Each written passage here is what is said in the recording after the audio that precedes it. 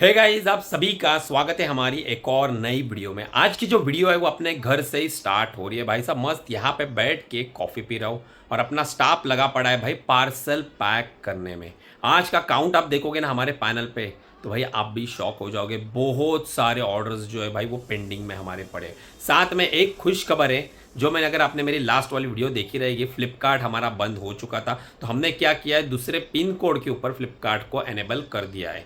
ज़्यादा देर नहीं लगाई, क्योंकि अगर ना मैं ज़्यादा दिन तक अपना फ्लिपकार्ट का पैनल जो है वो बंद रखता तो भाई दिक्कत हो जाती। दिक्कत ये होती कि जो भी हमारे टॉप परफॉर्मिंग लिस्टिंग है ना, उनकी विजिबिलिटी ना, जितने दिन आपका अकाउंट बंद रहेगा ना उतनी ही वो डाउन हो जाती है, ख़त्म हो जाती है। फिर ऑर्डर लाना मुश्किल हो जाता है, फिर आपको ऐड के थ्रू ऑर्डर्स लानी पड़ती है। ऐड के ऊपर पैसा जो है वो खर्च करना पड़ता है। लेकिन देखो हमने जल्द से जल्द नियरेस्ट पिन कोड के ऊपर सर्विस एक्टिव कर लिया। अब भाई पार्सल पैक होने के बाद उनके हब पे जाके सारे पार्सल हम दे देंगे और वहाँ पे स्कैन करके ले लेंगे।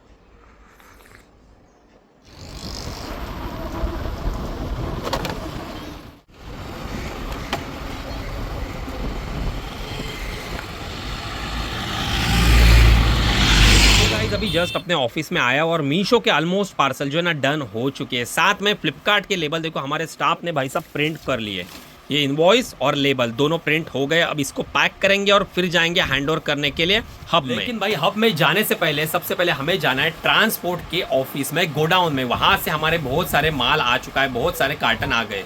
उसमें से जो जो रिक्वायरमेंट है ना भाई वो माल निकालना है, क्योंकि अभी भी है ना कुछ पैकिंग बची हुई है जिसका माल हमारे पास शॉर्ट हो गया। तो सबसे पहले माल छुड़ा के लेके आएंगे, फिर वो पैक करेंगे, फिर जाएंगे हब में। और बाकी डिलीवरी मीशो वाले जो है वो सारे डिलीवरी लॉजिस्टिक को असाइन हो रहे हैं, तो वो बंदा जैसे ही आ जाएगा वो डिस्पैच कर देंगे। अभी फिलहाल के लिए अपन देख लेते हैं भाई आज का हमारा कितना काउंट है, क्योंकि ऑर्डर देखने से भाई मोटिवेशन आता है। तो चलो आप पहले वीडियो को लाइक जरूर कर दीजिए। मैं आपको दिखाता हूँ लाइव पैनल पे चल के कितने ऑर्डर्स हमारे पेंडिंग में, कितने पार्सल हमारे डिस्पैच होने वाले, और एक छोटी सी दिक्कत चल रही है उसका भी सॉल्यूशन मुझे निकालना। चलो गाइज अभी मैं आ गया हमारे मेन अकाउंट के ऊपर। यहाँ पे देखो ऑर्डर वाले सेक्शन में होल्ड में हमारे 30 ऑर्डर्स अटके हुए। जो हमारे अपकमिंग में ऑर्डर्स जो है ना पेंडिंग में 210 है, और रात तक जो भी ऑर्डर्स आएंगे ये सारे ऑर्डर्स कल के दिन में एनी हाउ कंडीशन में हमें डिस्पैच करने पड़ेंगे। साथ में जो आज का डिस्पैचिंग वाला काउंट है वो है 421, 421 पार्सल हमको डिस्पैच करने। लेकिन इसमें ना जब से सेल हो गया ना वो टाइम से थोड़ी दिक्कत हो गई। इसमें से लगभग ना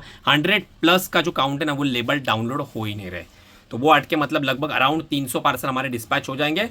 साथ में अगर मैं बात करूं फ्लिपकार्ट की, तो यहाँ पे देखो फ्लिपकार्ट में हमारे जो आज का डिस्पैचिंग वाला काउंट है वो 52 ऑर्डर्स है। मतलब देखो हमने जैसे नए पिन कोड के ऊपर ना फ्लिपकार्ट स्टार्ट कर लिया, भाई ऑर्डर आना स्टार्ट हो गया, क्योंकि हमने ज़्यादा गैप नहीं दिया, ज़्यादा दिन तक अकाउंट बंद नहीं रखा। साथ में अपकमिंग में देखो भाई 77 ऑर्डर्स नए भी आ चुके, मतलब ये 52 और ये कल के दिन में शेड्यूल हो जाएंगे और नए बढ़ते जाएंगे। यहाँ पे आप देखो हमारे स्टाफ ने ना एक गोनी भर के पार्सल रख दिए। यहाँ पे ये पार्सल जो है ना ये सारे इस QR कोड से हमने स्कैन करे, क्योंकि मीशो की पॉलिसी है इस पोली बैग को है ना आपको ईबे बिल के साथ आपको लिंक करना पड़ता है। साथ में ये देखोगे तो यहाँ पे भी ढेर लग चुका है, मतलब यहाँ पे और भी पार्सल पैक होना बाकी है। अब ये जो आप सामने पार्सल देख रहे हो ना, इनको हमने अभी तक लिंक किया नहीं। जैसे लिंक हो जाएंगे तो ये भी हम इस वाले गोनी में भर देंगे भाई। चलो भाई साहब अब अपन ना ट्रांसपोर्ट वाले के यहाँ पे जा रहे हैं। यहाँ पे जाने के बाद ना मैं थोड़ा आपको बताऊंगा कि भाई डायरेक्ट परचेस कैसे होता है, किस तरह से माल आपको आता है, किस तरह से माल छुड़ाना पड़ता है। भाई रास्ता तो एकदम खतरनाक ही है।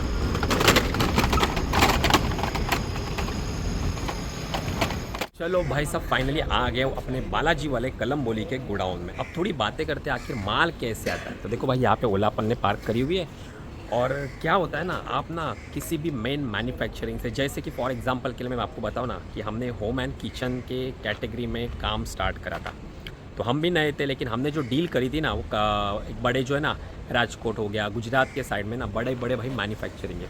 अब उनके यहाँ से अगर आप माल उठाते हो ना तो डायरेक्ट माल आपके डोर स्टेप पे, आपके शॉप पे डिलीवर नहीं होता है। जिस भी ट्रांसपोर्ट से आप बुकिंग करोगे उन ट्रांसपोर्ट का ना आपके नियरेस्ट लोकेशन पे, फॉर एग्जांपल ना होम एंड किचन के लिए मेरे को वाशी से माल उठाना पड़ता था, क्योंकि जो सर्विस मिलती थी ना गुजरात से वाशी तक थी, पनवेल तक नहीं थी। तो वहाँ से मेरे को ना लोकल ट्रांसपोर्ट के थ्रू माल छुड़ाना पड़ता था। अब अगर आप ना लोकल सिटी से माल लोगे, फॉर एग्जाम्पल अगर मैं मुंबई से माल लेता होम एंड किचन का या क्लोथिंग का केस, तो उसमें क्या होता है डोर स्टेप पे आपको लोकल ट्रांसपोर्ट की तरह लोकल ट्रांसपोर्ट के थ्रू माल आपके डायरेक्ट डोर स्टेप पे मिलता है। लेकिन जो रेट आता है ना भाई वो बहुत ही महंगा आता है। मतलब पकड़ के चलो आप 10-12% का जंप आपको रेट में आएगा अगर आप लोकल होलसेलर से लोगे, और अगर उसे कंपेयर करोगे आप डायरेक्ट मैन्युफैक्चरर से। भाई अपना यहाँ पे बहुत सारा माल आ चुका है। बहुत सारा कार्टून है, अब उसमें से अपन लगभग 8 कार्टून जो है ना वो लेके जा रहे हैं और फिर गोडाउन में जाके उतार देंगे। तो भैया अभी यहाँ से माल जो अपन लेके जाने वाले हैं वो पोर्टल से लेके जाने हैं। पोर्टल पे एक छोटा हाथी आता है, एसी है, अपना टाटा एसी है, देख लो भाई, बुक करा हुआ है, आ ही रहा है 1-2 मिनट के डिस्टेंस पे। तो जैसे आएगा सारा माल लोड करेंगे, गोडाउन में उतार देंगे। देख लो भाई, कुछ इस तरह से ऐसा माल आता है भाई।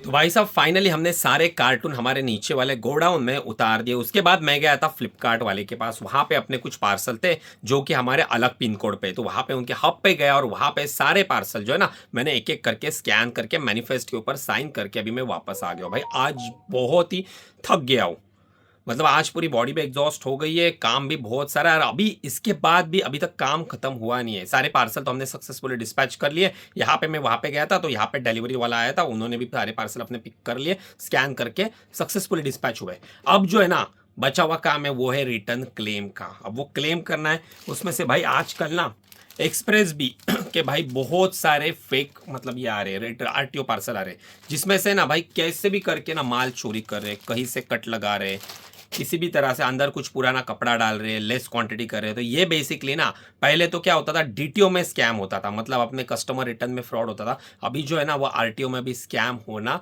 स्टार्ट हो गया और फिलहाल हमारे जो है ना एक्सप्रेस बी को पार्सल एक भी असाइन हो नहीं रहे। पता नहीं है क्या दिक्कत होगी, बट फिलहाल किसी भी हमारे लोकल के जो एरिया में ना एक्सप्रेस बी को मीशो ने फिलहाल के लिए होल्ड पे डाल दिया है, उनके यहाँ से पार्सल डिस्पैच हो नहीं रहे। तो चलो आज की वीडियो में यही तक रखता हूँ, बाकी आप चैनल पे नए हो तो चैनल को सब्सक्राइब कर देना, वीडियो को लाइक जरूर कर देना। मैं मिलता हूँ आपसे हमारी नेक्स्ट वाली वीडियो में, तब तक के लिए गुड बाय गाइज।